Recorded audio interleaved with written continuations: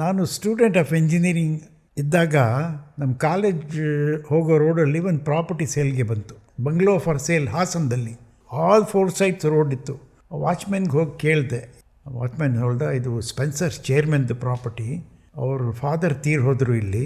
Because of good weather ಬಂದು settle ಆಗಿದ್ದರು. ಅವ್ರು ತೀರ್ ಹೋದ್ಮೇಲೆ ಅವ್ರ son is not interested in Haasan.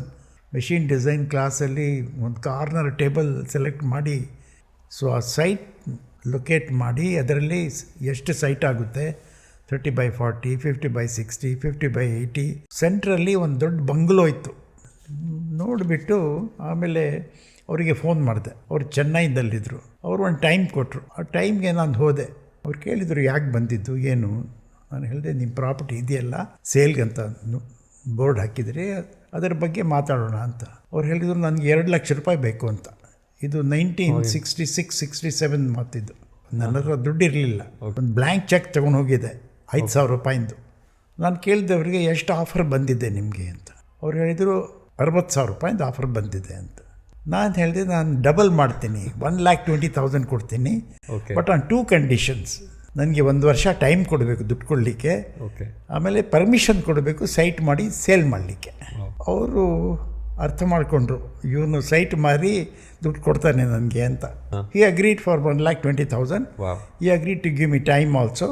He permitted also to make sites and sell. ಒಂದು ಸೈಟ್ ಸೇಲ್ ಮಾಡಬೇಕಾದ್ರೆ ಟೈಮ್ ಆಗುತ್ತೆ. I want to auction the sites.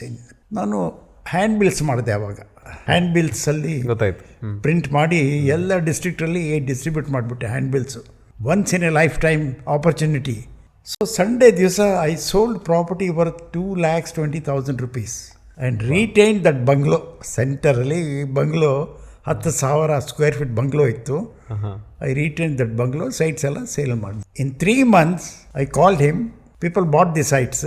They gave me advance. They were ready to register. ಅವ್ರಿಗೆ ಕರೆದುಬಿಟ್ಟು direct register ಮಾಡಿಬಿಟ್ಟೆ ಅವ್ರ ಹೆಸರಿಗೆ. ನಾನು purchase ಮಾಡಿಲ್ಲ ನನ್ನ ಹೆಸರಿಗೆ, ಬರೀ ಆ ಬಂಗ್ಲೋ ನನ್ನ ಹೆಸರಲ್ಲಿ ಮಾಡಿಕೊಂಡೆ.